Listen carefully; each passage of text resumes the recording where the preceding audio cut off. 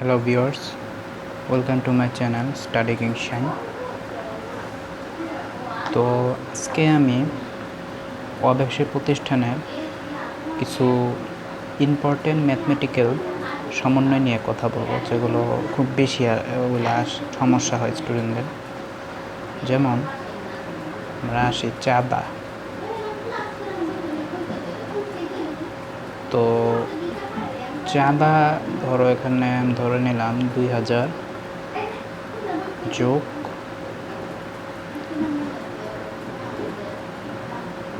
বকেয়া চাঁদা 1000, তাহলে কত হলো? 3000। এখন আমরা আবারও চাঁদা নিয়ে আসি। 3000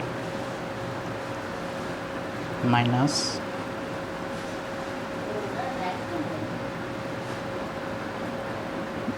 বিগত বছরের বকেয়া চাঁদা। বিগত বছর বকেয়া ধরে 1000, তাহলে কত থাকলো?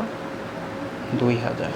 অর্থাৎ বিগত বছরে বকেয়া চাঁদা হলে বিয়োগ হয়, আর যদি শুধু বকেয়া চাঁদা থাকে অথবা প্রতি বছরে সেটা হচ্ছে যোগ হবে। এরপর চলো আবারও চাঁদা নিয়ে আসি। দাগ দিয়ে দিলাম যাতে সুবিধা হয়। তো চাঁদা আমরা ধরলাম 1000, এরপরে মাইনাস অগ্রিম চাঁদা। তো অগ্রিম চাঁদা আমরা ধরলাম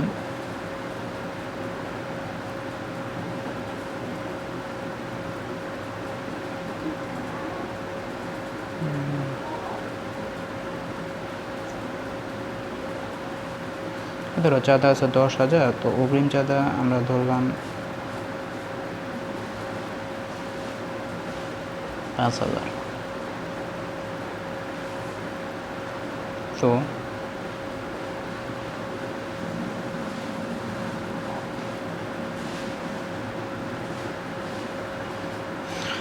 এটা আমি বেশি দেখালাম না, আমি করে দিলাম, যেহেতু ভিডিওটা তাহলে বেশি বড় হয়ে যাবে, যার কারণে আমি তেমন একটি করবো না। তবে দুইটা এক্সাম্পল আমি দেখিয়ে দিয়েছি, যেটা খুব সহজে পারা যাবে।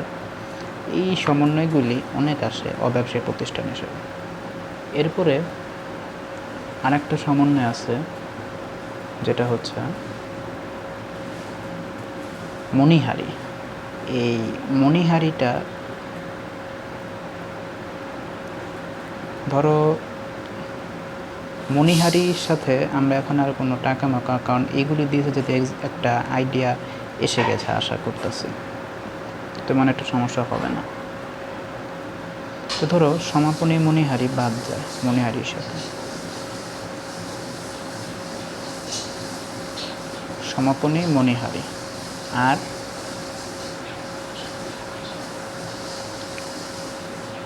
আরেকটা হচ্ছে যেটা হচ্ছে খাদ্য সামগ্রী।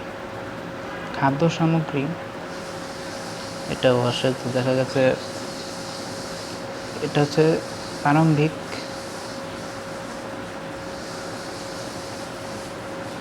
খাদ্য সামগ্রী যোগ। এখন এটা আমি যোগ দেখালাম না, কিন্তু যদি প্রারম্ভিক মণিহারি হয় তাহলে যোগ হবে, আর যদি সমাপনী মণিহারি হয় তাহলে বিয়োগ। আর প্রারম্ভিক খাদ্য সামগ্রী যোগ, আর যদি সমাপনী খাদ্য সামগ্রী হয় তাহলে মাইনাস সমাপনী খাদ্য সামগ্রী। ঠিক আছে। এরপরে কয়েকটা জিনিসে আবার অনেক একটু সমস্যা হয়, যেটা হচ্ছে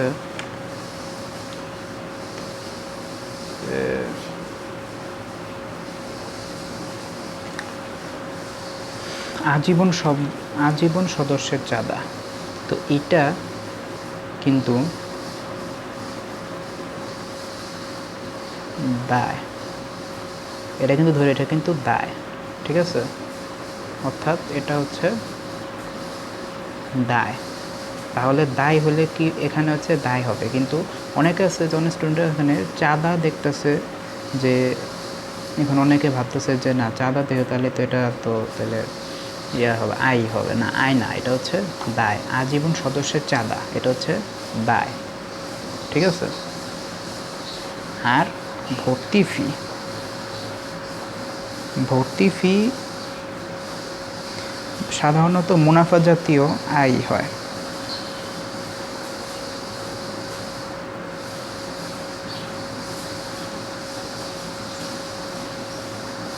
আর যদি কোনো শর্ত দেওয়া থাকে সেই ক্ষেত্রে তখন আমার ভর্তি ফি মূলধন জাতীয় হতে পারে।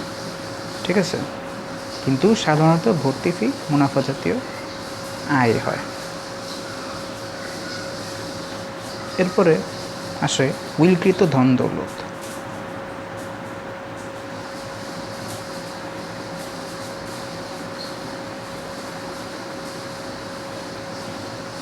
তো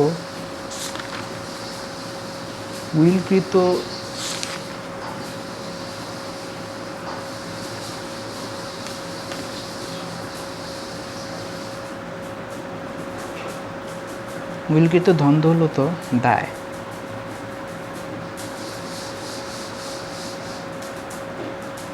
ঠিক আছে।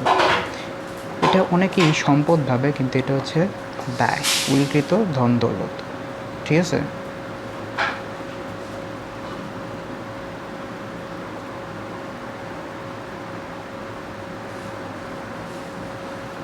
এরপরে আমরা আসি, এটা একটু ইম্পর্টেন্ট, সিকিউরিটি সুদ। সিকিউরিটির সুদটা এটা হচ্ছে আয়। যদি নর্মাল এটা এক্সামে আসে না, কিন্তু এটা জেনে রাখা ভালো, সিকিউরিটি সুদ হচ্ছে আয়।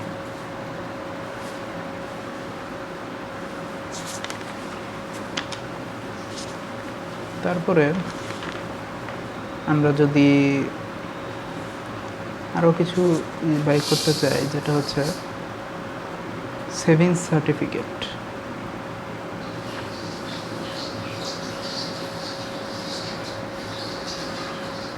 আবার বলতেছি, উইলকৃত ধন দৌলত কিন্তু দায়, এটা কিন্তু আবার সম্পদ ভাবে না। আবার ধন দৌলত দেখছে অনেকে কিন্তু সম্পদ ভাবে ধন দৌলত দেখে, না, উইলকৃত ধন দৌলত হচ্ছে দায়।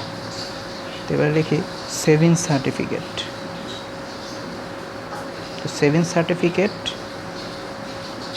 এটা হচ্ছে সম্পদ। ঠিক আছে। তো আরও কিছু উদাহরণ দিতে হয়, যেটা হচ্ছে প্রাঙ্গণ উন্নয়ন। তো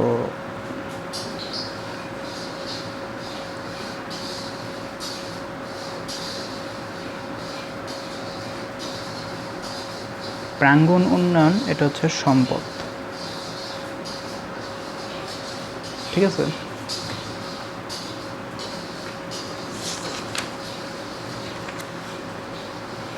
এরপরে এটা খুব মোস্ট ইম্পর্টেন্ট, যেটা হচ্ছে জায়গায় এখানে, যেখানে দেখি বিগত বছরে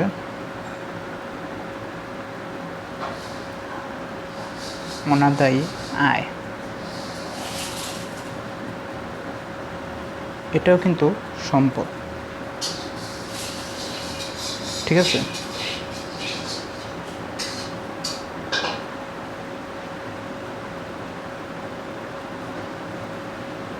আবার আমরা যদি বলি বিগত বছরের অগ্রিম, বিগত বছরের অগ্রিমও এটা হচ্ছে দায়। তো মোটামুটি কয়েকটা ম্যাথমেটিক্যাল সমন্বয়ের কথা বললাম, যেগুলা অব্যবসায়ী প্রতিষ্ঠানে অঙ্কে থাকে, যেটা নন অর্গানাইজেশন বিজনেস ম্যাথে এটা খুবই ইম্পর্ট্যান্ট এই সমন্বয়গুলি। আর এই সমন্বয়গুলি যদি বাংলায় খুব ভালো পারা যায়, তাহলে ইংলিশে তেমন একটা সমস্যার কথা না, শুধুমাত্র ওয়ার্ড মিনিংটা জানতে হবে, আর কিছু না। তো ঠিক আছে, আগামী পর্বে অব্যবসায়ী প্রতিষ্ঠানে আরও কিছু পেঁচানোর সমন্বয় নিয়ে আলোচনা করব। সবাইকে বিদায়।